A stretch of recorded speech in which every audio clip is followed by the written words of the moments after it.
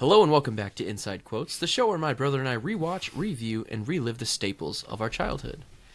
This is episode 142, and today we're on a quest to find the staplest staple of our childhood. I'm your host, Jeremy, and with me today is my older brother, Jonathan. Jonathan, welcome back to the show. Quack, quack, everybody. It's great to be back on the show. I'm excited for this episode of Inside Quotes. I'm just going to be honest. This is going to be an obscure one, I feel like. I believe so. This is not going to perform well for the algorithm, but hey, you know, it's worth revisiting, I say. It's kind of cool. It's kind of a little lesson in history. Oh, yeah. Because this really happened, right? I mean, you saw the footage, right? I think it happened. Well, you saw the footage of the moon landing, didn't you? I did see that. Yeah. Anyways. So today, Jonathan, we are talking about another AI ruining the world movie. Spacecamp from 1987. Oh, 86. 86. Oh, my bad. 86. Yeah. Yeah. That's an important year for a reason that we'll get into later. I even wrote down 1986, but I said 7 for some reason, so well, I don't know. Maybe you should use AI more. Did you ever think about that? Yeah, maybe I should. Maybe it'll send me to space.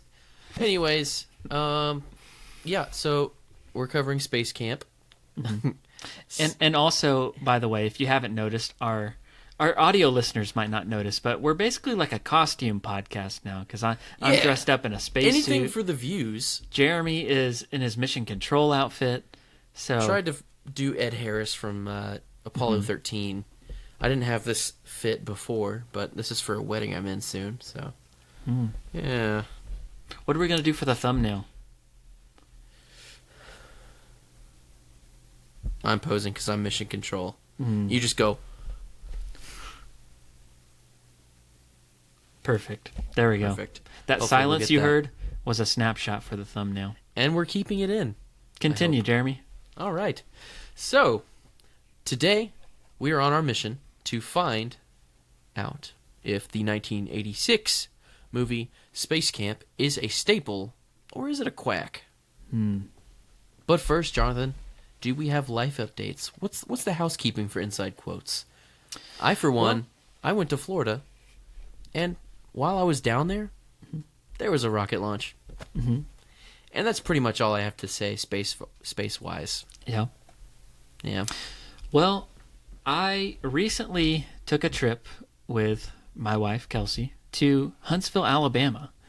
Now, you may be asking yourself, why would I go to Huntsville, Alabama? Well, we went... why would I want to go to Huntsville, Alabama? I did it. You asked yourself that right after I asked that. I may have. All right, continue. Okay. Are you done thinking, though? For the rest of the show. Yep. Okay. So we went to the Space and Rocket Center in Houston. We went to go visit a couple friends, and we just did a day trip. It's only a couple, 2.5, 3 hours. Not Houston. That's a different place. Houston, we have a problem. Huntsville. Huntsville. They've got a whole NASA set up in Houston too. It's a whole thing. Yeah, I get them all mixed up. It's very easy to land at the wrong spot. Yeah. But yeah, we went to visit a couple friends and we went to tour the museum, and it was pretty cool. And I've got some pictures and stuff to show you. Okay. Maybe a little history about the area, but the most important thing is, Jeremy, I went to the gift shop and I brought you back some Astronaut Ice Cream. Wait. Let me see if I can reach in through the portal here. And okay, all right. Let me hand it to you. Okay.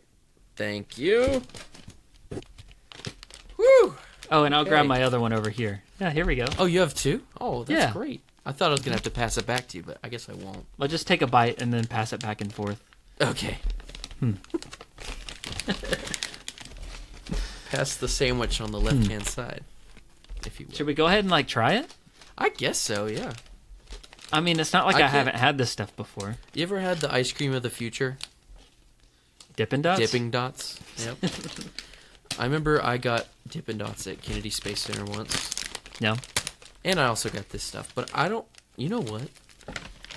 I know it's the most common form of astronaut ice cream, but I've never had the sandwich. I've only had the Neapolitan, like, little brick that they have. I don't think I've had the sandwich either. I usually have the Neapolitan, yeah. How great is it that it's in the little wrapper? And it's a Neapolitan sandwich. Oh, okay. Mm-hmm. This, genuinely, I thought about putting it in the freezer as a joke. Yeah. But it doesn't need refrigeration. Mm-hmm. How weird. Mm-hmm. Just, is it floating? For the video listeners, don't look at my hand. Just... All right. So are we tasting it? Yeah. I'll go strawberry side first, I think. That's what I opened up, too. Okay. Wait, it's almost perfect, because you know how whenever you have... Okay, I'll taste it. I'll shut up. Oh!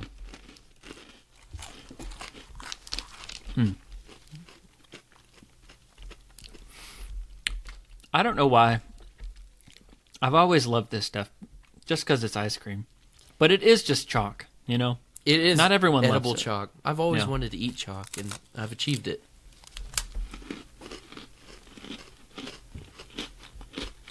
Okay. This almost makes me want to be an astronaut, though. I think they have this all the time, yeah. Between this and going to the bathroom in space, that would be cool. That would be cool. Mm-hmm. Okay, here's my thought. Is this better than an actual regular frozen ice cream sandwich? Mm-hmm. I think yes. Here's my Give reason. me your reasons. Okay, first of all, a Neapolitan ice cream sandwich is really awesome, but you can get that frozen. However, my least favorite part about an ice cream sandwich, and there's not a lot of favorite parts about the ice cream sandwich. I love an ice cream sandwich. But I always feel like I need to wear gloves because the little coating comes right off on your finger. But look at this. I've been holding this for a solid 30 seconds to a minute. Nothing. Now put it to the test. Lick your fingers and then grab it. Oh, no. I'm scared. Okay, I'll hold that there for a little bit. Okay. I'm going to take another bite off the mic.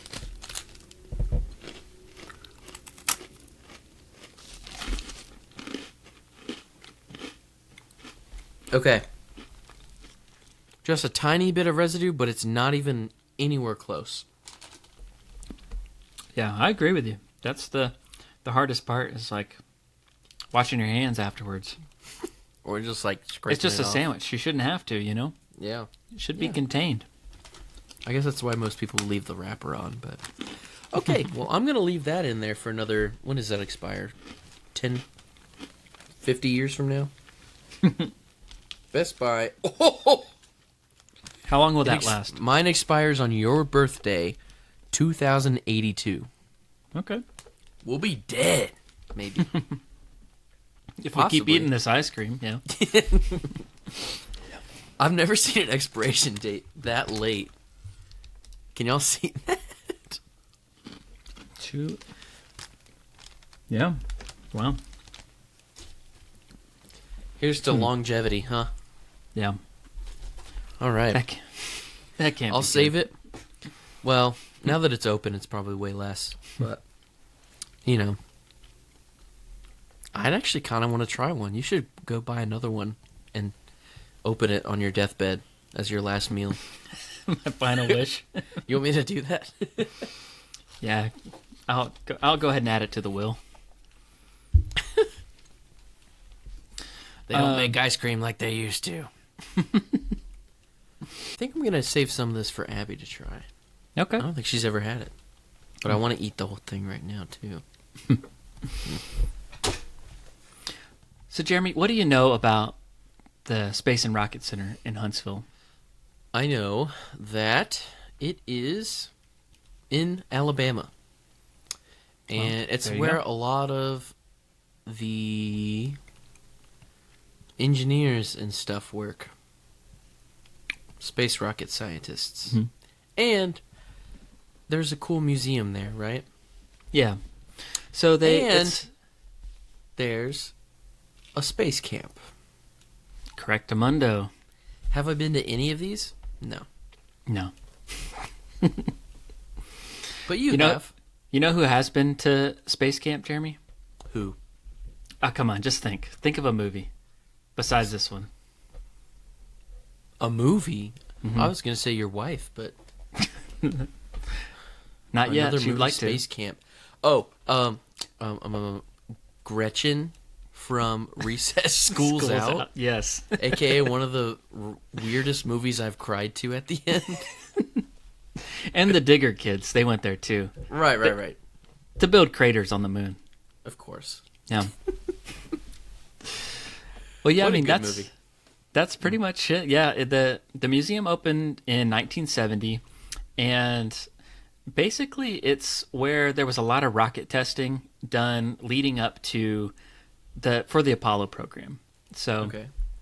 The original like Saturn V was like designed there, and there's like a model there in the museum that you can see. I'll show you some pictures. There's one like outside of the museum that's standing up, but that one's actually like just a model. It's not like a real rocket. But the one that's inside the building, that's kind of like, it's kind of on its side, and you can walk alongside of it and see the whole thing. That is really cool. I'll show you some pictures from our trip here. But yes, also Spacecamp is that's where it was, and I didn't know that. Because growing up in Florida, I thought everything Spacecamp, happened in Orlando. Kennedy Space Center, that's what I thought, And I'm sure there is a space camp there. Probably not as in depth. There may have been one. I don't know, because when I was looking into it, I think Huntsville is the last location to still be doing it. Oh, okay. But it's been the most famous location. Okay. But here's let's show some pictures from the trip here. It's like, families get back from vacation. Bro went on vacation and he brought slides. They show slides to the neighbors. They just what a totally 80s thing to do. Yeah, that's right. That's what we're doing here. All right. Show us them slides. So this is Kelsey and I in a we're operating this spacecraft here. Wow. It has no windows, but don't mind that. Okay. This was in the planetarium with a couple of our friends here, Tim and Mallory. Shout out to them. Okay. There was there's a little graveside outside, and let me show you the big one here. This is Miss Baker. She was the first squirrel monkey that got sent to space. What? And her graveside is here. Oh, sorry, did you say squirrel monkey? Yes, squirrel monkey. That's what the grave says anyway. That's a real thing. Mm-hmm. Huh. They're really tiny, and actually, It's kind of sad. They kind of jammed them into this tiny little canister and like shot them up into space. It doesn't look very comfortable for the monkey. But people leave bananas on her grave. That's kind of a thing that people like to do. They're just sitting up top. This is oh wait, let me go back. This is her husband's grave. It's much smaller. He wasn't as historically significant. I guess not. Big George. Okay. Outside the museum, they had this like section that was kind of like a replica of just like the lunar surface with like the lunar module, and we've got the flag there.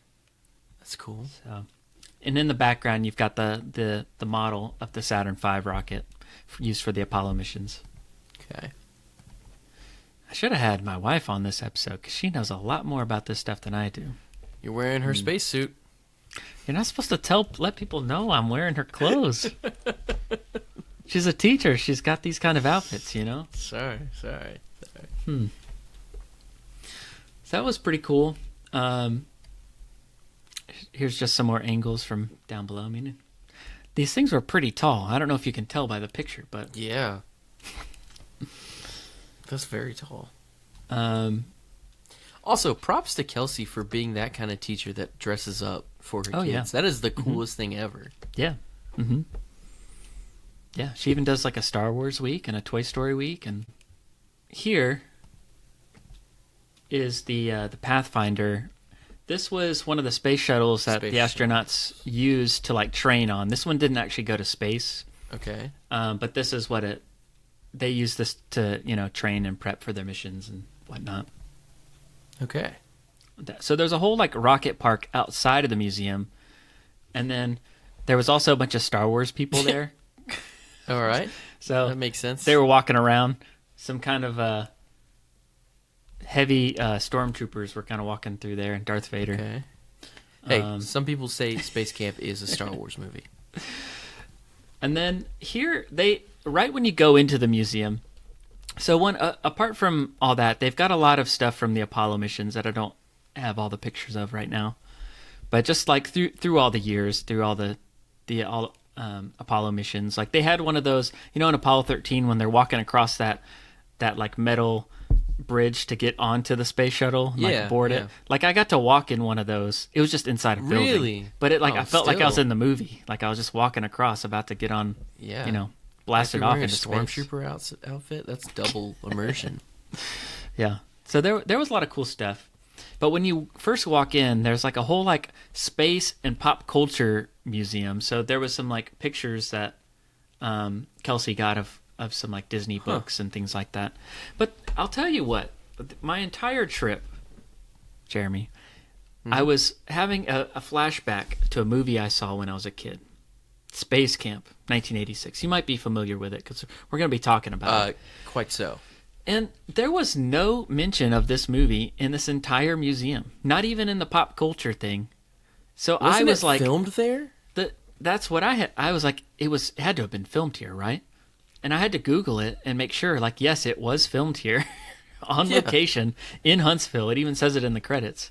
And they have no signs up. You would think they would want to say, like, oh, this was the filming location, Leah Thompson, Cape Capshaw. We'll get to them later, all these people. Joaquin Phoenix, anybody? Sorry, Leaf Phoenix. But, I only know him as Leaf.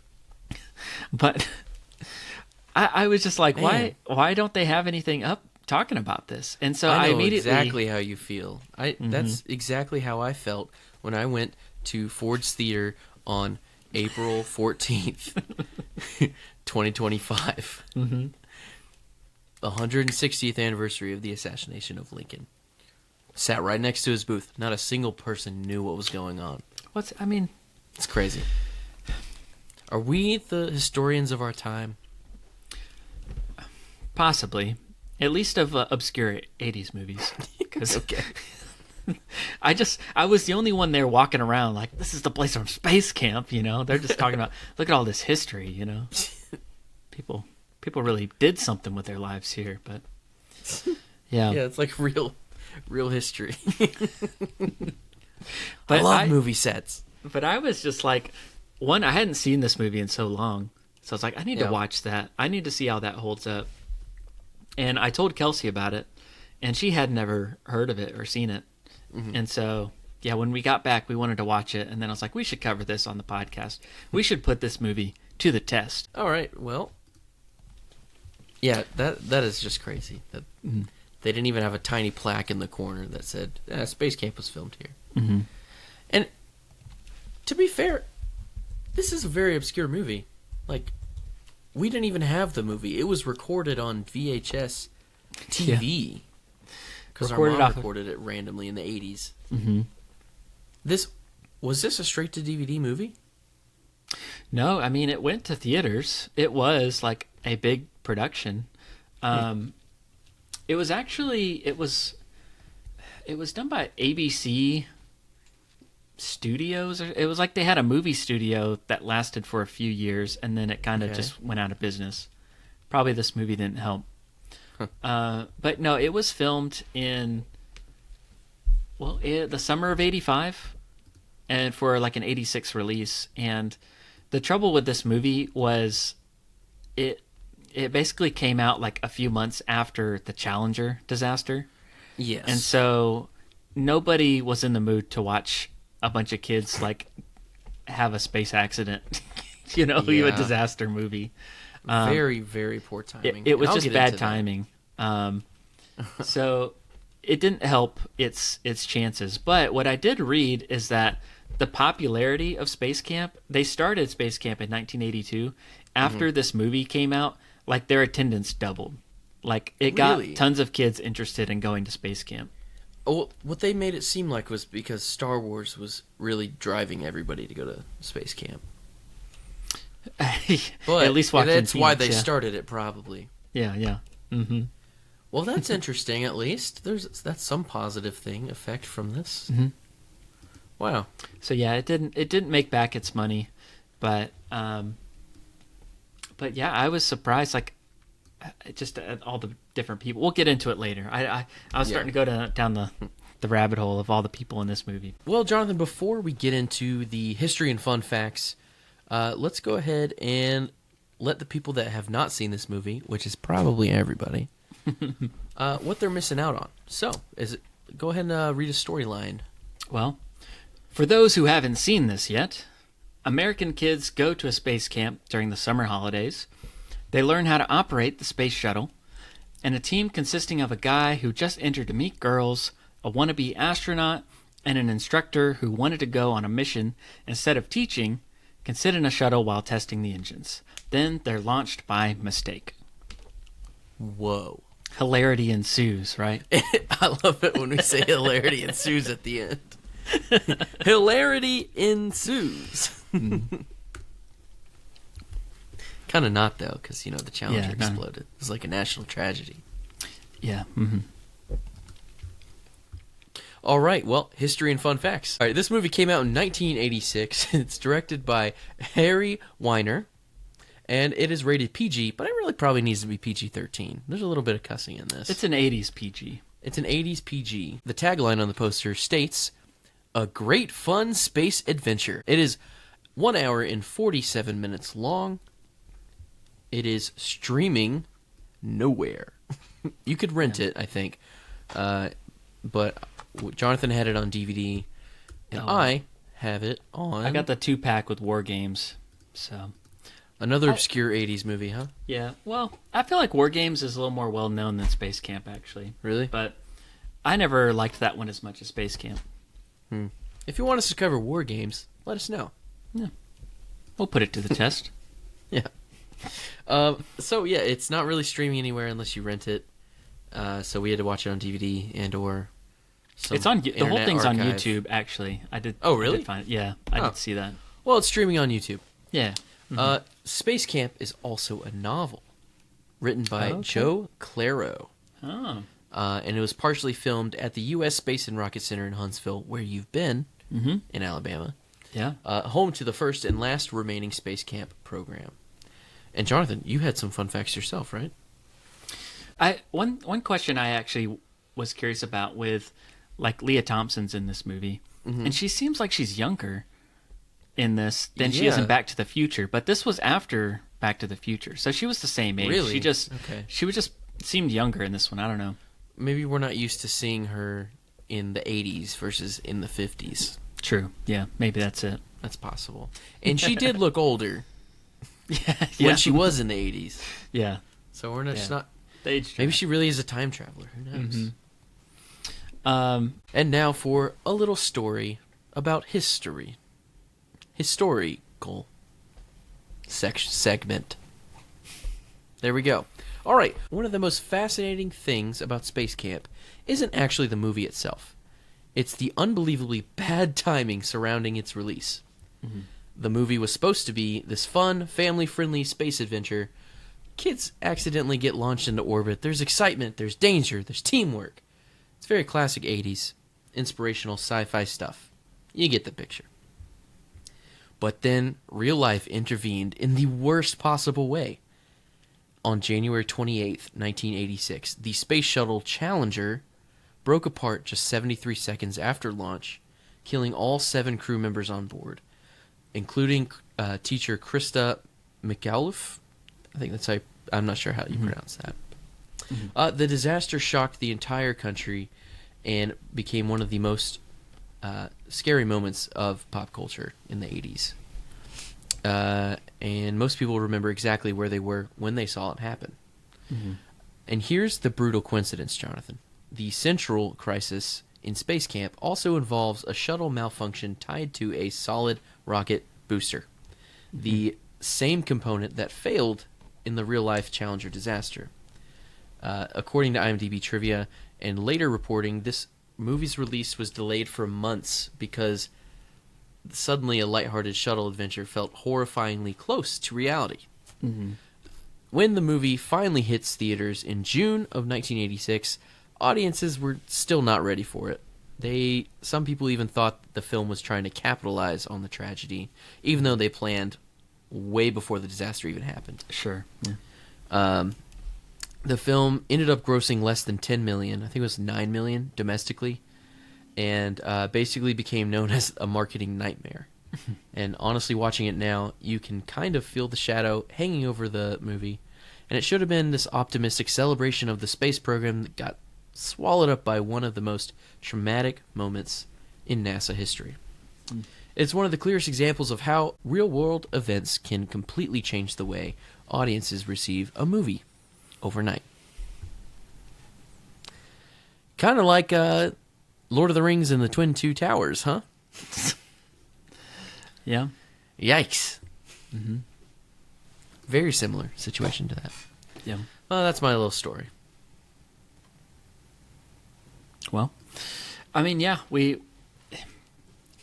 I feel like you can enjoy the movie now, having some distance from it. And obviously, I grew up hearing about the Challenger disaster, but I wasn't alive when it happened. But yeah, I mean, because there was a teacher involved, like there was a lot of kids that like watched that live on TV. This. You know, so that was. Did you know that Big Bird was almost on that shuttle? I did not know that. So canonically, if Big Bird had exploded in this with the 7 astronauts that perished, he canonically would not be around anymore as well.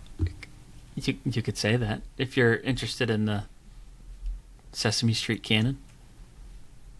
I mean, that's not as important as what actually happened, but like, I thought that was interesting that he was very close of them putting the puppet up there because kids were watching. Okay, and well, now we have a segment that we like to call What the Wives Say. And by that, I mean, what did our wives say while we were watching this movie?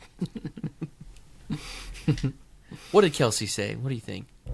I believe she said that this movie changed her life. Like, it was just incredible. For real? Not really, so, but has she really seen this before? She had never seen it before, and Okay. she was surprised that she hadn't seen it before because it was such a convergence of like all her interests. Like, yeah, this would have been the type of movie she would have liked as a kid, and she didn't even know it existed until I was going around Huntsville trying to figure out where'd they film this movie at. Where they filmed Spacecamp? What are you talking about? Yeah. So. Okay. That was mainly it. She'll let me know if I forgot something later. Right. Kelsey, if he missed anything, just go ahead and comment. Right there down below. Well, Abby had a couple comments. She said, okay, first of all, Abby is a huge fan of space, just like your wife. And she's also been to this Huntsville thing a couple years back. One of Abby's first things that she said was, okay, one year, me, you, Jonathan, and Kelsey should go to Spacecamp for adults. Oh. And I was like, you're so right. And then we looked it up, and you can do Spacecamp there for adults. It's like 3 days. It's like $700, but it's 3 days, and you get to go to Spacecamp. That's pretty cool. That is cool. I will say when we went to the museum, there's a lot of sections that are kind of blocked off that the public can't get to.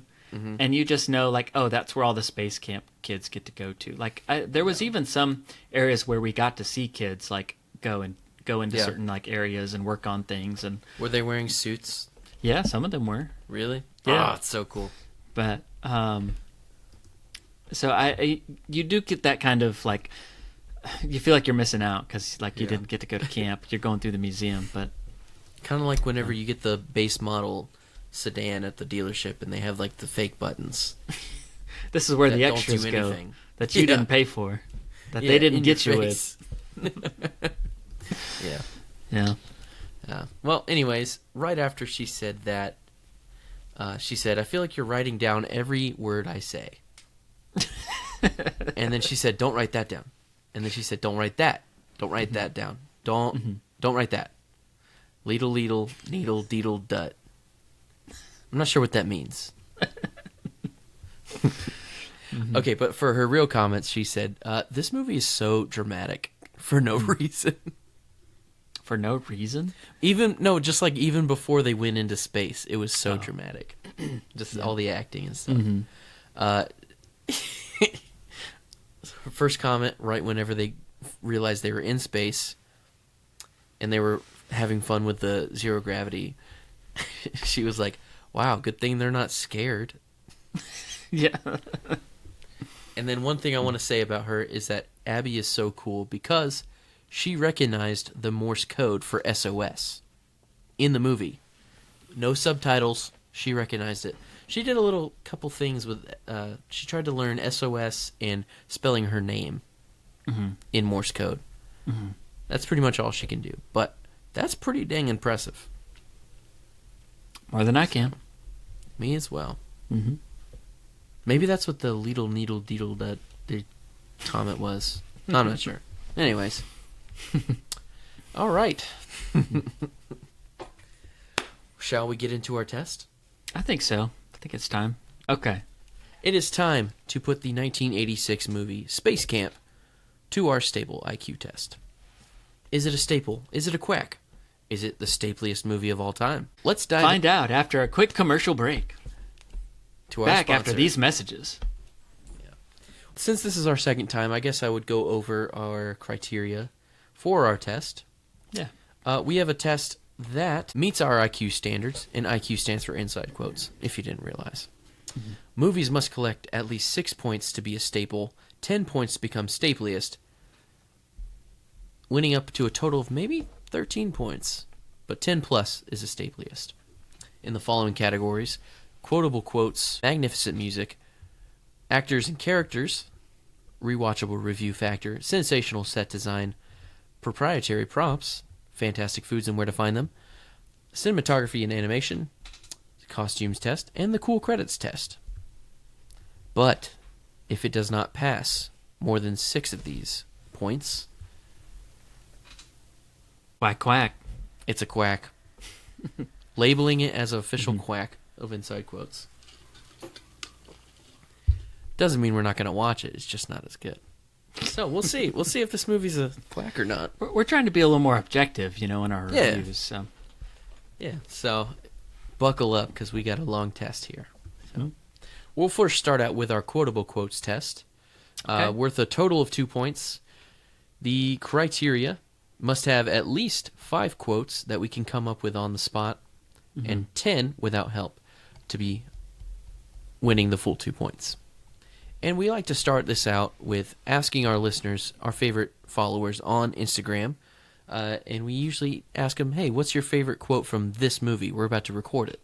And if you want to, guys, if you want to be a part of this, follow us and respond to our stories when we ask you guys questions. Because this week, this must be so obscure because nobody submitted anything. And I think you asked, has anyone seen this movie? I did. I asked, has anybody seen this one? Crickets. And then a lot of people saw it, and they were like, nobody said anything. So that might just be a foreshadowing ranking on this. Like, there's not that many quotes, or maybe just be our following. Yeah, we'll see. Okay, well, I wrote a couple, and I have a caveat because a lot of these quotes are stolen from another movie. Star Wars, if you will. So a lot of Star Wars quotes in this movie. There are more Star Wars quotes that I wrote down than regular quotes from this movie. I think George Lucas should have gotten a screenwriting credit. Yeah. Okay, so I think the only way to be fair to this movie and to be fair to Star Wars, like it needs help, is that we do not count any of the ripped from Star Wars quotes. I would agree. We can go ahead and say a couple. I mean, Luke used the Force. Help me, Obi-Wan Kenobi. May the Force be with you. Classic. There is one that I thought was the best quote, and that was about Star Wars, which I will count. Called where Max says, "Wow, it's better than the Millennium Falcon." As soon as he gets in there. Yeah. So that's one for me. Okay. Then I've got, tell them the truth. We sent my wife and 5 kids up into space. They'll never believe it. That's 2. The one that I remembered rewatching it, that not that we've quoted it, but I just remember the character of Rudy that's just like, I want to open up the first fast food restaurant in space. Oh, yeah. Whenever an astronaut gets a Big Mac attack, I'll be there. And I just remember that. Like, he wanted to open up the first McDonald's or something in space. Like, okay, that's three. And then other than that, it's just like Max being like, I want to go to space. And then Jinx being like, Max and Jinx, friends forever. Send Max to space. Yeah. So that's really all I've got from this movie. And it's not really that stuff that stuck with me through the years. Not really. I couldn't remember a single quote from this. But when I was listening to it, I was like, that's a good pullout. So, should we give this at least 1 point? Because the one that was where he was like, wait, I changed my mind. Let me back in. Oh, yeah. That was so funny. That was a good quote. Yeah. That's usable, too. That could be an inside quote one day. Yeah. I'm good to give it like 1 point out of the two, possible two. So you said one quote, right? Maybe 2 quotes. I think I said like 3. Did you really? Yeah. Yeah. Okay. Yeah, and then there's the ones... I don't think we have enough for like a full 2 points on this one, but... I don't think so. I think we have just like 5. I think 1 is generous, yeah. 1 is very generous. Like giving the point, but I think we can do it. Okay. Let's give it the 1 point. Okay. Based on, it's like a commercial for Star Wars. Basically. So next on the test, we've got the Magnificent Music test. Okay. This is worth a total of 2 points, possibly. And we're going to talk about the score and the soundtrack, the songs used in the movie. Okay. This might be a first for me, because I watched this movie and I saw the credits, and it said John Williams did the score to this movie. John Williams. John Fitzpatrick Williams. And I'm just going to say, not his most memorable work. I feel like I'm not going to give him a point for this movie. Let me just say, this is probably John Williams' worst. However, Abby recognized it as John Williams. Yeah. I didn't. I was like, dang, this is John Williams? Yeah. And, you know, I feel like Homeboy recycled some leftover and unused Star Wars tracks that were collecting dust in the corner, and he said, here you go. And they said, here's $500,000, homie. Yeah. I don't know how much he got paid, but yeah, probably not enough to try. I don't think it's bad, but it's just not memorable. It's not memorable to me. Like if you were to play, you could tell it kind of sounds spacey. Yeah. But if you're gonna play it and someone told you, "Oh, this is John Williams. What movie is this from?" You're gonna be like, "Star Wars? The other Star Wars? Maybe it's Close Encounters of the Third Kind. Maybe it's E.T. Yeah. He did E.T. right? Yeah. Yeah. But you're not getting anywhere near Spacecamp. Yeah. And I don't think it passes for this. I don't think so either. Yeah. It's just not up to that level. I have a theory as to why he did this movie. Okay. So one of the actors... Did he want to send his kid to Spacecamp? No. I think basically Steven Spielberg wasn't making any movies at this time.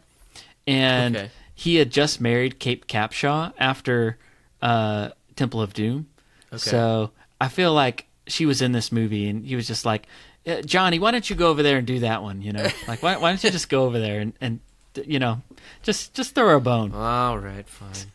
And then afterwards, she kind of stopped working. In the back. She didn't really need to work once she married Steven Spielberg, I feel like. So fair. Yeah. That's my theory anyway. All right. Well, there is another opportunity for this to get a point. Okay. Does this soundtrack have at least 3 bangers? Well, I'm going to say no. Okay. It has some good songs on there. It's got some Dire Straits. Yeah. And the only one I noticed was the Walk of Life when they were in the. I like that one. That's a classic one. There's another song. I think it's like an Eric Clapton song, but here's what it comes down to: is there is like a little mini playlist of the Spacecamp songs on Spotify, and I listen to them, and every single one of them, I get tired of after like 2.5 minutes. Like they all go on for like an extra 2 or 3 minutes longer than they need to. Okay. As far as the songs themselves, now they're great. They're great for the movie. Like it really helped as far as like. One of the things I loved watching this movie was just like, this is an 80s movie. Like, I like this. I like this aesthetic, you know? Yeah, sure. Or you might get the 80s movie ick. Well, maybe you did. We'll get to that, I guess. Not really, a little bit. It was a little fuzzy, but... Yeah. But, I'm not going to give it the points on the music. I feel like, if anything, I recognize that Dire Straits song more from the Benchwarmers than I do from I do, too. I was thinking Benchwarmers. Does that own that song? Yeah. All right. Well, I'm going to give it 0 points. Failed both of those tests. Mm-hmm. I feel like it had potential and it was close, but I'm not going to give it the points. But when you think about it, like 30-ish years later, they came out with Guardians of the Galaxy, and that's a space movie with like one of the greatest soundtracks of all time. True. Yeah. So you could do better, I think. Maybe it was in the budget. I don't know. But Dire Straits in any movie is a plus. Mm-hmm. But I didn't really recognize any other song but the first one. So maybe I should be an Eric Clapton fan. I don't know. So yeah. All right, well, let's move on to our third test, the actors and characters test. Okay. This is worth 1 point. Mm-hmm. And this is one where we vaguely go over the main characters and we see how their performance was and how well the character added to the story. Was their character unique? Was it interesting? Could you remember their name? Mm-hmm. We'll see. Mm-hmm. So we've got the commander. See, I couldn't remember any of the names. Oh, really? I knew Max. I know Rudy. I know Jinx. And that is it. I had them listed as their title, Commander, Pilot. Mm-hmm. Actually, I forgot Max's name, and I wrote Leaf. And then I have Other Girl for the communication. Tish. Okay, Tish. Mm-hmm. Yeah, and then I've got Jinx, and then I've got the astronaut lady and her husband. Mission control husband.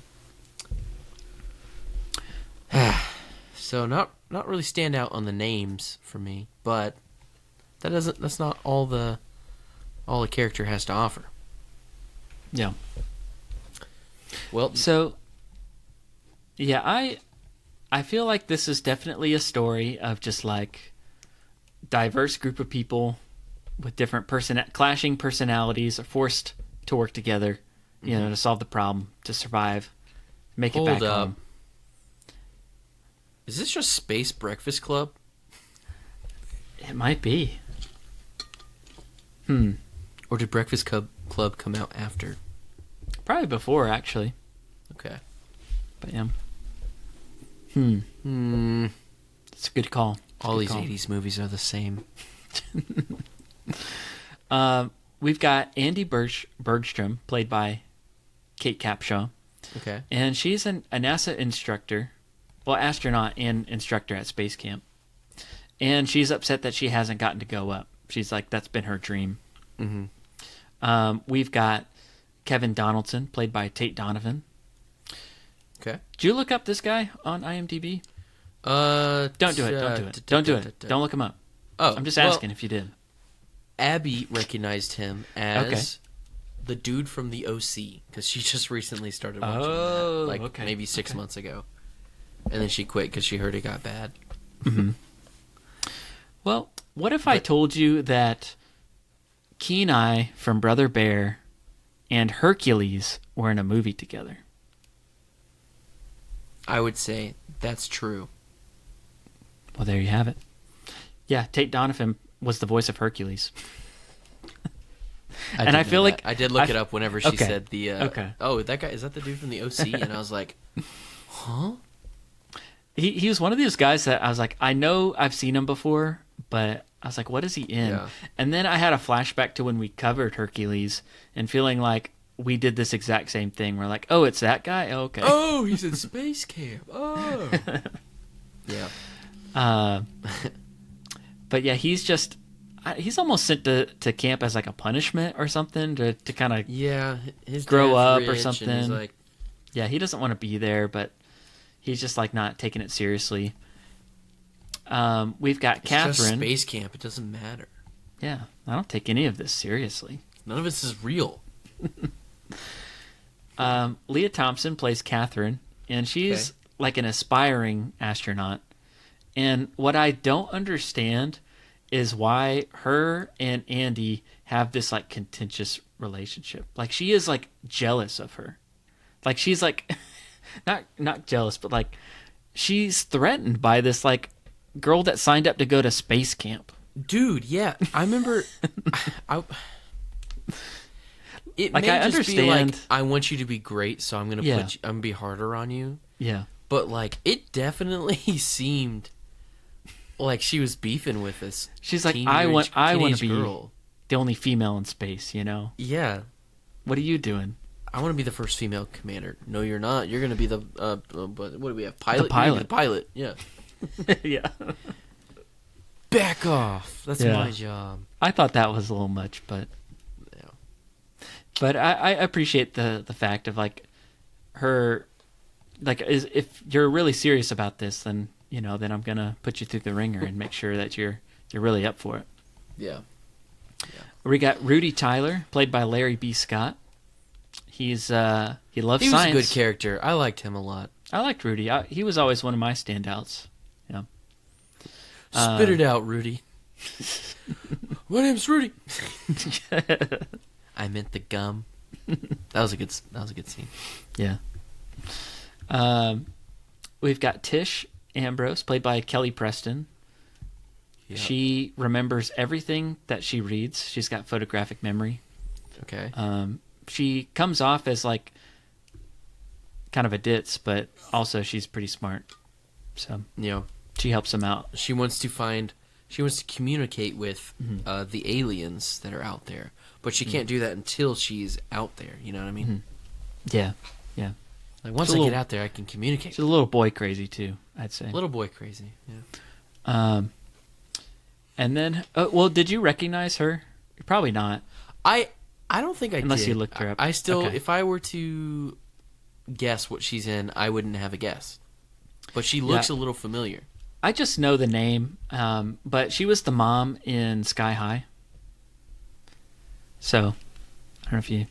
The mom from Sky High. Yeah. Kurt Russell's wife in Sky High. Yeah.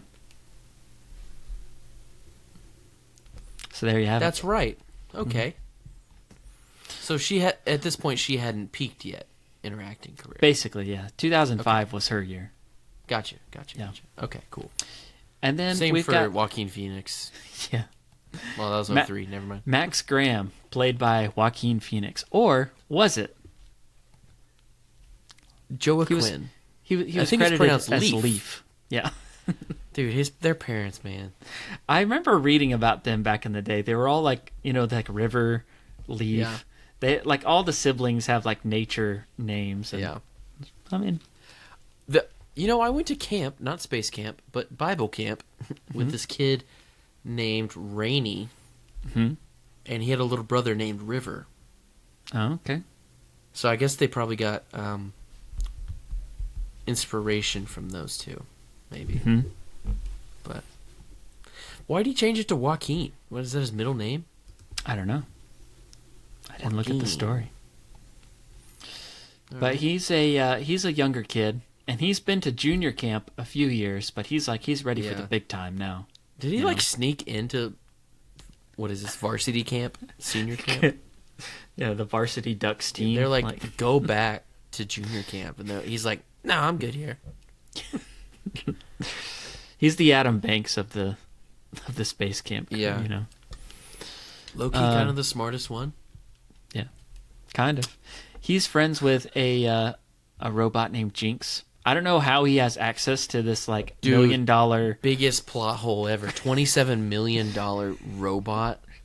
Somehow they're gonna let like 100 teenagers surround him at all times. No.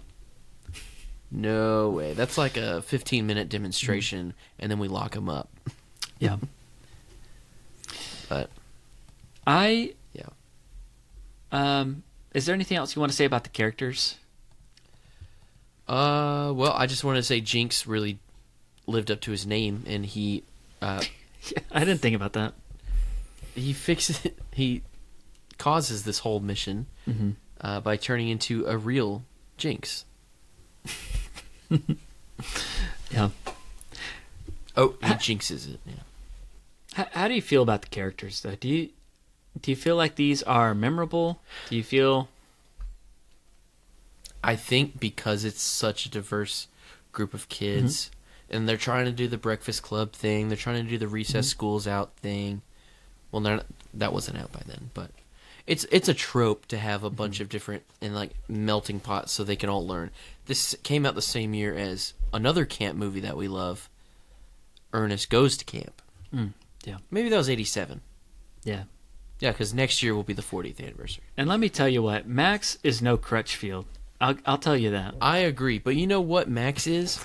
He's literally Elliot, and Jinx is E.T. Yeah. Prove me wrong.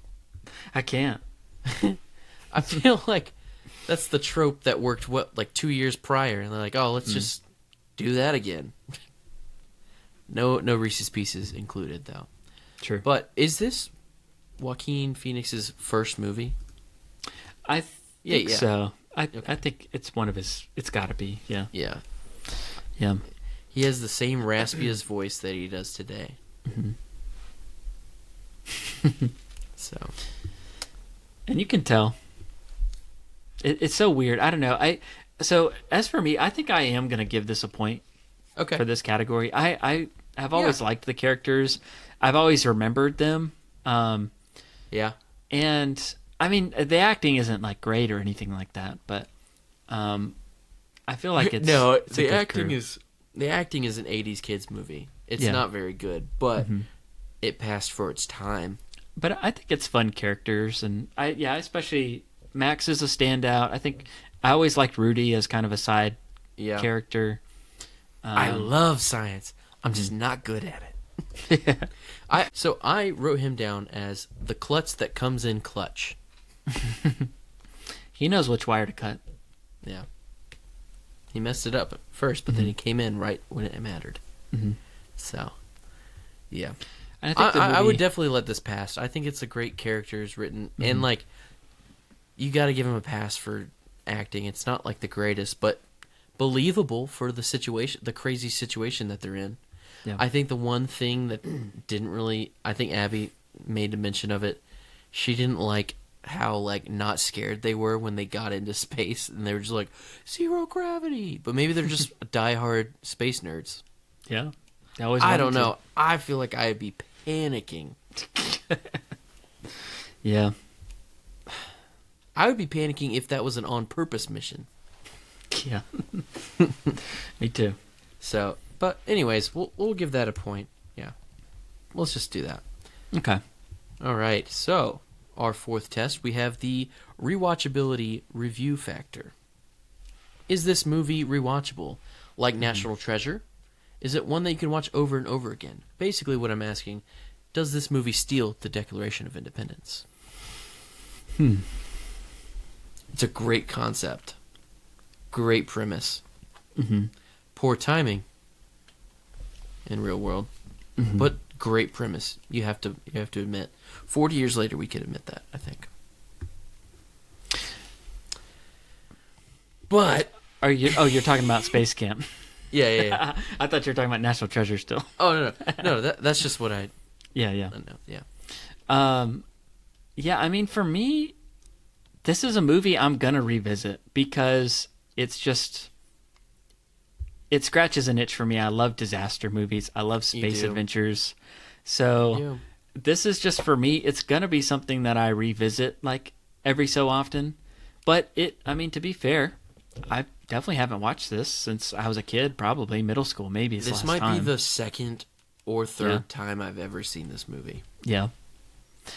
Like, I remember Mom showing it to me when I was a kid, and I liked it. And I've watched it, a couple times since then. So, I don't know. Is it one that I'm going to watch multiple times in a day? No. Over and over and over?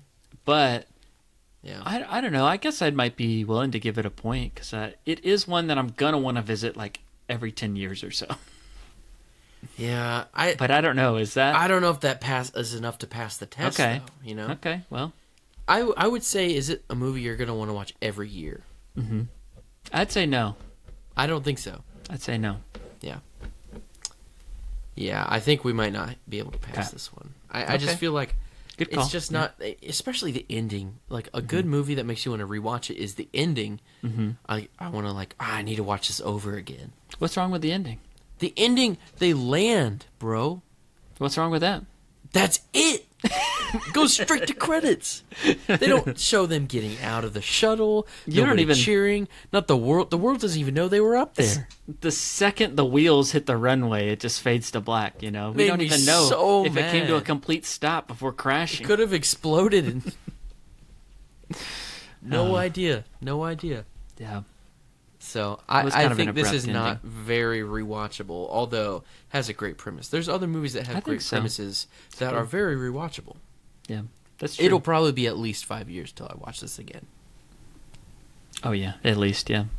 So, yeah, I think this one fails, especially if it's not on streaming and I gotta bust out the DVD. True, the streaming and availability is that plays in a very important part. It's like, even if I wanted to watch it, I can't.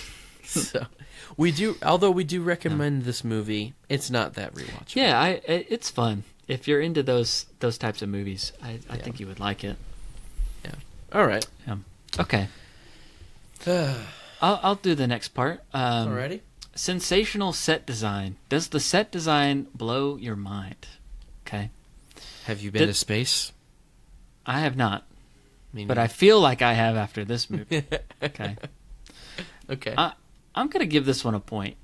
Okay. I like that they filmed this on location at Huntsville.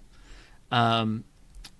As me and Kelsey were watching it, I didn't include this in the what the wives say, but the whole time we were like, oh, we were there. We walked through those doors. Like, that is a really cool It really thing. was cool to be like, this is what this place looked like, And that's 40 years later. Yeah, it's that long ago. So wow. So that portion was kind of cool to these are places. That place is a place you can go and see and be like, so that's cool when you recognize a place that you've actually been to in a movie. Yeah. So I liked that. Okay. And then as far as the space shuttle itself, it did model the actual space shuttle. Right. So it felt realistic to be in the space shuttle and everything. And I liked those scenes in there.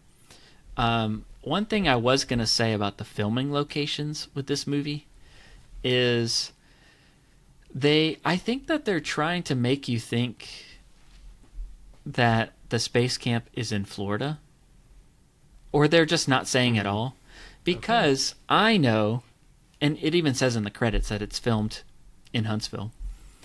But so they have the scenes, at the dormitories, at Spacecamp and everything.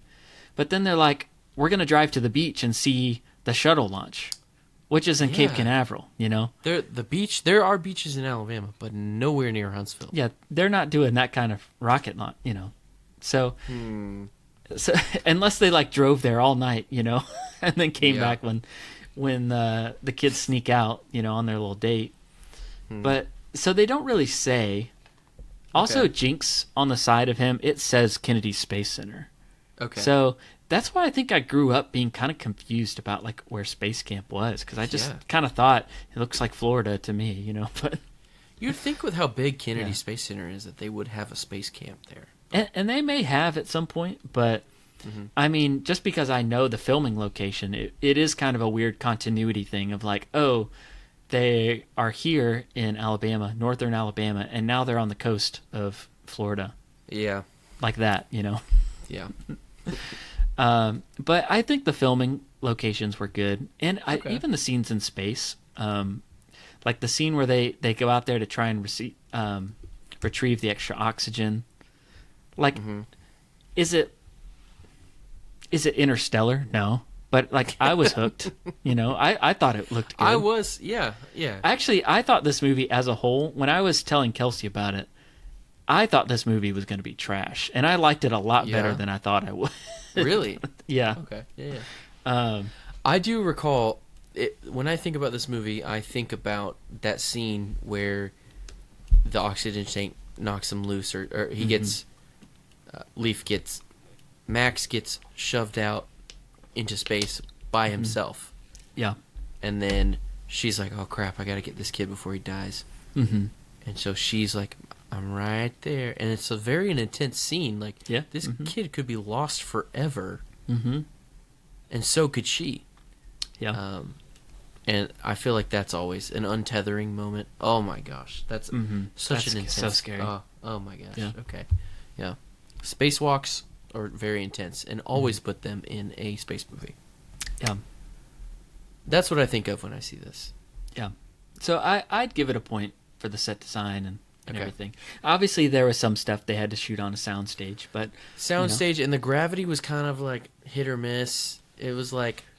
There was some scenes where they were just like kind of moving around, trying to make you think, Yeah, that they're floating. They were just definitely doing that themselves, and the whole thing was on a gimbal. But yeah, I also saw like they were moving in real gravity time. Like I saw Max's hand like touch the seat, and I was like, "Oh, that's not even delayed." Yeah, so I don't know. You can just tell. Yeah, but it's okay. It's not a big deal. All right, so that passes. Okay, let's move on to our proprietary props test. Mm-hmm. Jonathan, is there a standout single prop that you see and that you're just like, oh man, that's from that movie. That's from Spacecamp, 1986. Yeah. You know what? I'm going to say... You can't say Jinx because he's a character. I was going to say none at all. I have no props for this movie. Okay. I wrote one thing down, but I don't even think that counts. The oxygen tank. Mm-hmm. I still couldn't recognize it. It says NASA on it, but... Yeah. I actually did like a search because they keep referring to the space station as dataless. Uh-huh. So I searched that to see if that was a real thing, and that's just a fictional... Like, I didn't know if it was the actual space station being, like, in construction that they were referring to, but it's just a fictional thing from the movie. It's a fictional space station that they're building, but anyway. Huh. If you're curious about that. Yeah. A little bit. Yeah, why not? We're doing a podcast after all. Hey, wait, so the fake space station. Okay. Yeah, I'm not giving. There's no points for. There's a lot of sci-fi jargon that just goes right past you. It's there to fill in the blanks. Mm-hmm. So, yeah, it's not going to pass for me either. Fantastic foods and where to find them test. Mm-hmm. Are there any foods in this movie? Anything fantastic about them? Well, I would say the Huntsville gift shop, museum, would pass. This movie doesn't, because there's really no food in this movie at all. There's nothing. Yeah. The best reference we even get is Rudy referring to like someone getting a Big Mac in space. Big Mac attack. We don't see said Big Mac. The only food that we see is not really food. It's the gum that Rudy spits out. Yeah. Yeah. I was trying to think, did I miss any like space food? I feel like it's a movie about kids in space. Mm-hmm. There should be some space food. Yeah. But it was an accident that they got up there. Apollo 13 was iconic with that like orange juice like floating in. Yeah. But they didn't have that this go round. Dang. All right, this is failing. Yeah. Okay. How many points we got so far? So far we have 3 points, and we have one more. We have 3 more tests, so there's a chance. Yeah, it has to pass all 3 tests. Okay. All right, test number 8, the cinematography test. What do you think? Well, I in my head, and we could talk about it, I was going to give it a point based on the same reasoning, though, for like the set design and the filming locations. But one shot has always stuck in my mind when I think of this movie. Mm-hmm. I remember the kid wanting to go to space and getting launched up, but I just remember that like hazy control room and Jinx just like scrolling through there slowly and like trying to hack the system. Okay. And that shot has like always stuck with me for whatever reason. Okay. And then the scenes of them like floating around in space and stuff like that and trying to figure out what I guess to do. that would kind of count. It's a sort of a blend between cinematography and set. But like the gimbal that it was on the soundstage. But I thought it was pretty decent. Yeah. Good enough. I think one shot that I really loved, they even threw a little bit of like special effects on some of this, like reflections and stuff. I noticed it was pretty. But one thing that stood out to me was I really liked the shot where it was closing in, like the where she got knocked unconscious on the spacewalk, and the whatever that's called, the hangar of the space shuttle was closing in while she was strapped in. And the shot of him pulling him back from behind and like it closing in on her was really cool. I liked that a lot. So although I thought he could have been pulling in a little bit quicker. He was just like is it like loose, like if you yank too hard is it gonna like detach? I don't know. Yeah, he could have done that a lot quicker. Yeah, I thought that sequence all held up pretty good. Like I thought it was good. Yeah. I think this passes. We'll be generous. It's a generous pass. Yeah. Okay. All right. There we go. So our 9th test is the costumes test. Jonathan, does this movie have any really cool costumes in it? Anything that stands out that you say, this is a great costume for this particular film? I mean, how can I not, though? Look what I'm wearing, dude. Like, dude, you've committed to it. You said you were going to change, and you've kept wearing it this whole time. I was going to change halfway through the episode, and here we are. We'll just have to save your other outfit for when we cover another movie. There's more related to it. Yeah. I got a pretty great shirt to wear for a future podcast. All right. Well, you know, I mean, it's just the spacesuits, right? But it's like, it's kind of like having a cool uniform.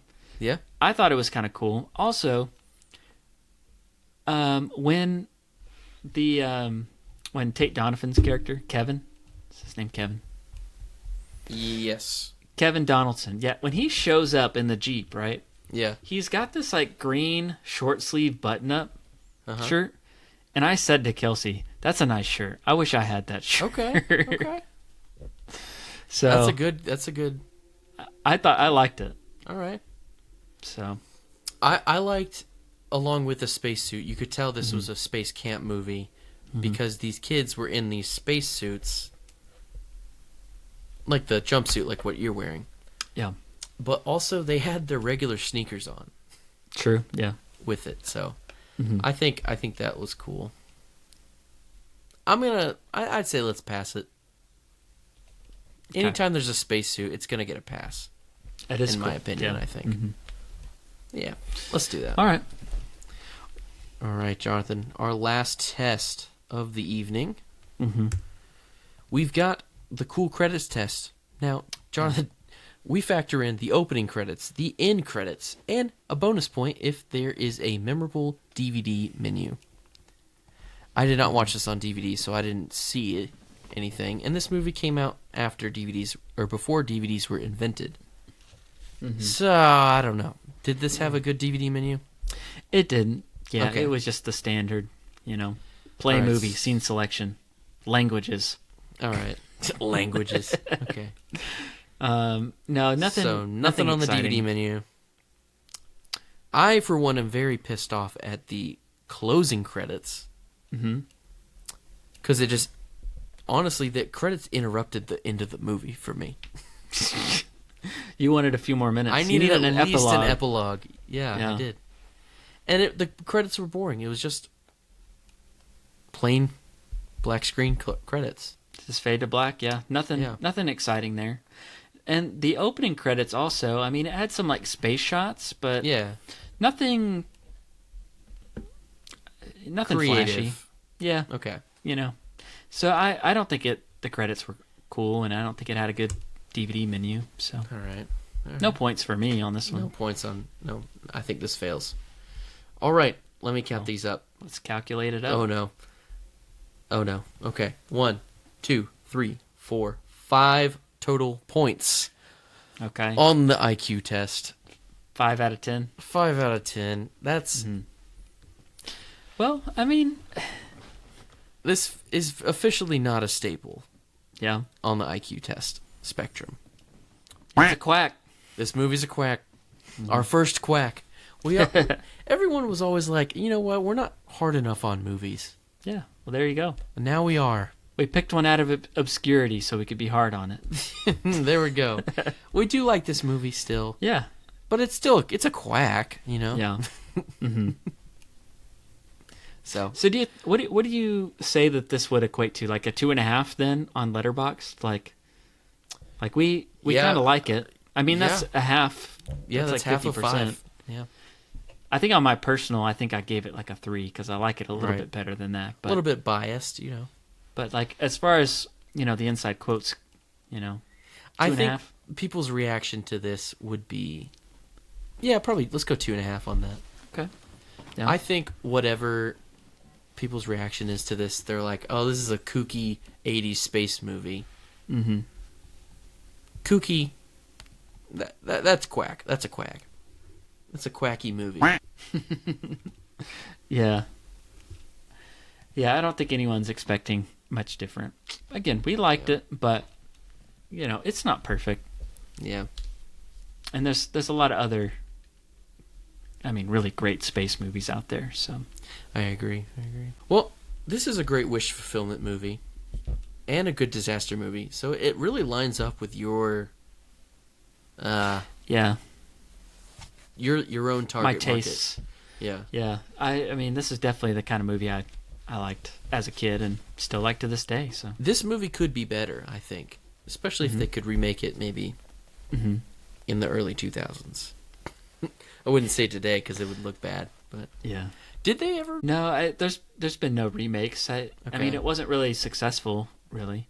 Okay. And I did read something on Wikipedia that at some point, like, you know, when Disney Plus was new, everything was like in talks to have some kind of remake or something, but nothing ever came from that. So, yeah,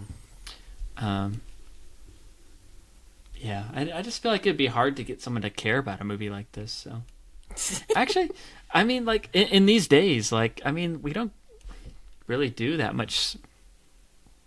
I guess I should. We've got a whole like Artemis space mission going on, but like, I don't know. It's I expect a nice boom in cinema coming up very soon, especially when we get really close to the moon.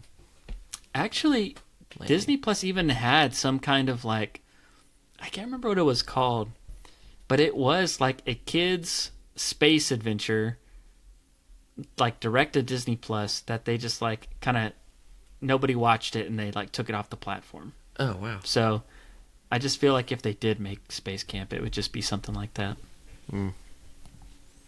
What a shame. Tax. That's why I don't like streaming as much. It's very convenient and all, but like Spacecamp, once it's made, you can still find it somewhere. You can't find Mighty Ducks Game Changers anywhere. Nope.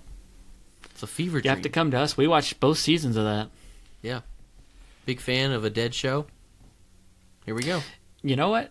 Just a side note on that. I was looking at our podcast stats recently, and we had kind of like a boom, like a little bit of a boost in like foreign countries. Really? And I'll tell you what, the one that had the one episode in our back catalog that had a lot of clicks was our episode on the Game Changer season 1. Really? Okay. It had like a couple hundred downloads randomly, like maybe a couple it's still weeks ago. available in other countries. Maybe. I don't know. Huh. We're the only people that talked about it. So like, what happened to this show? That's true. We're the go-to podcast for Mighty Ducks Game Changers. Season 1 only, but we watched season 1 2. only. Yeah. You want to do a review? Yeah. Oh, we can't. We watched. I don't remember it, and we can't watch it now. What a shame. Yeah. Okay, another thing. I wrote a note, like, if this movie was made in the early 2000s instead of the 80s, Sigourney Weaver would definitely be the head counselor astronaut lady. I could see that. Yeah, I could see that. Right after her Holes debut. Yeah, I was gonna say like definitely As a channeling the counselor. warden. Yeah. She's good in a camp movie, let me say. These jumpsuits kind of do remind me of like the Holes, like jumpsuits, the orange ones. Yeah. So There were a lot of tropes, like the E.T. and Elliot trope, the relationship between alien, but it's really just a robot and a kid. There's also the, like, I'm the jock, I don't really care about this, but I'm going to have a leadership arc. Then there's one of my favorite tropes in a kid's movie is the I can do it, I'm small enough trope. If you have a bingo card, you can mark that one down. So that was a good moment. Here's another. Okay, yeah, Kelsey and I talked about this too. I'm remembering some of our conversation a little bit better. Okay. Because during that scene, she was like, "Why? He's wearing the same suit that she is. How is he any smaller? like his arms just gonna still get like stuck between the beams, Yeah. I don't know. Well, no, they ratchet strapped him so that he wouldn't get stuck. But I feel like that's even worse. Yeah, I don't know. Oh, man. Anyways, I do want to see a sequel of this movie eventually where it's You just want to see the end. I want to see they get the off end. the plane and I want to reunite see with their the families. court cases that their families brought them to court, suing NASA for allowing this to happen. Yeah. Oh, man. That was like a waste of like hundreds of millions of dollars right there It of really taxpayers' was. money. But at least they saved the kids' lives. Sure, yeah, priceless. Yeah. And gave them a, great adventure they can talk about. Mm-hmm. They get home and they're like, you guys are not going to believe this. Okay. Well, one thing, now I remember, one thing that kind of bugs me about the end a little bit is they're trying to get back home, so they're kind of trying to hit these like windows that they can kind of descend and, before they run out of oxygen, and there's like certain windows that they can do that at. But basically, they like miss their window, and it's going to be too long to the next one. But really, the solution is just like, well, what if we just landed somewhere else? Like, that's kind of all it is. And then they just go down. Yeah, it's the shuttle. You could probably land at any airport. And they use some example of like a previous mission that like, oh, this other mission, they landed out at White Sands or something like that. So it's like, what? Can we do that? Why isn't Mission Control thinking of that? Yeah. Now that they have contact with them.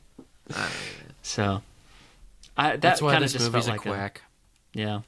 Mm-hmm. I mean, up until that point, it was so believable, Like, sure. Yeah. All right, well, Jonathan, now that we've considered this movie an official quack on Inside Quotes, let's pivot and talk about our fantasy league that we just started. Okay, yeah. We started a movie fantasy box office league for movie nerds like us that basically we drafted movies for the summer movie season, and we're going to see which one makes the most money. Okay. So let's take a look at what Jeremy drafted here. We're just going to try and do like quick updates, I think, at the end of episodes. Listener, we definitely made a video of our draft, but I lost my voice that day, and it sounded horrible. So we're just not going to post that at all. So sorry about that. But I went ahead and drafted a hit pick, which is like one for the whole year that I think is going to be the best performing movie. Then I've got a bomb pick, which is one that I think is really going to bomb. And I picked Moana, mostly because there's another movie coming out that kids are going to love even more, called Toy Story 5, like a week or two before or after. So I drafted Toy Story 5. The rest of these movies are just the ones that are coming out this summer. So I drafted Toy Story 5, Backrooms, Mandalorian and Grogu, Disclosure Day, Scary Movie 7 or 6 or something like that. The Young Washington movie from Angel Studios. Hopefully that community will show up. But I don't know. I just picked it because it's Young Washington. I love young Sheldon, you know. Then we've got Insidious. I hate horror movies, to be honest, but people show up for them. Mm-hmm. Then I went a biopic, so I went with Tony. I don't know. We'll see if that's good. It doesn't have any hype on it, but we'll see. Yeah. And then I figured I picked like the only anime movie coming out this year. I also don't follow anime, but I thought it might do good in that field, maybe. I don't know. Yeah. So we'll see how he does. None of these movies have come out yet, so he has a score of 0. Mandalorian and Grogu comes out tomorrow. This weekend. Yeah. So that'll update some. And then your account, or your studio, the Staple Studios, you see Nick Cage up in the corner, will start to look like mine probably, because I had some movies come out, and I'm already 92 million in the hole. Oh, no. So for my hit pick for the year, I picked the new Spider-Man movie, Brand New Day. And I picked Masters of the Universe as a bomb. So if that movie doesn't do well, then that will negatively affect Jeremy. But if it does do well, then that's going to hurt me. That's kind of how the bread... I was looking at the breadwinner poster when I was talking. That's how the bomb picks work. So. All right. Yeah, I've got the Minions movie because I just figured those movies make too much money. More than they should. Okay. Christopher Nolan's movie, The Odyssey, Supergirl, Sheep Detectives, which I did go see to try and support, and I did enjoy it. You did? Okay. Yeah. But did you go on $6 Tuesdays? Well, I got the unlimited pass again, so. Oh, did you? I used that. Yeah. Dang. All right. So yeah, a budget of 75. It's only grossed 63 million so far, and then add marketing budget, so it's got to get over 187 to break even, and I don't know if it's going to quite get there. So that one hasn't been profitable for me yet. But I did pick this Obsession movie that was made for $1 million, and it's already made like 34 million. So I know that one. I wanted that movie helped. so badly. Mm-hmm. When it had a budget that low, man. Yeah. I got Nate Bargatze's movie, The Breadwinner, Coyote versus Acme, End of Oak Street. And then I was just running out of picks. I had one more pick, so I picked a random spa weekend. No movie poster. That one's going to be delayed. Oh, I think it's an alternate, actually, if like one of these other ones, for whatever reason, doesn't come out. So here's the standings. Jeremy's leveled off at 0. I'm winning. And I'm down here, so... I still win in Jeopardy, so I'm counting that as a win so far. So that's our fantasy update. So far, we'll update when some more movies come out. All right. Let's wrap this episode up. Well, Jonathan, another day, another staple, and, well, in this case, another quack. If you somehow have seen this movie and you want to say a quote, let us know on Insidequotescast. And if you haven't followed us, go ahead and go over to Instagram and do that, and let us know if there's any movies you want us to cover on the show. Is there a movie that you like that needs to be put to the IQ test? We'll see. Let us know. Our show art was done by Bryce Bridgman, and you can find him on Instagram at GroovyBridge. And we would love it if you left us a 5-star review. If you do, we promise to read it out on the show. And if you give us that 5-star review, we'll be your best friend forever and not send you to space. That's a good incentive. All right. Well, thanks for listening, everybody. We hoped you enjoyed listening to us talk about our childhood staples or quacks, just as we have. And if you did, make sure you follow us on Apple Podcasts or Spotify, or follow us on YouTube, so that you don't miss out on a future episode. And if you like the show, share it with your friends. Until next week, we'll see you next time on Inside Quotes. Houston, Huntsville, this movie's a problem. We have a problem. All right. See ya. See ya.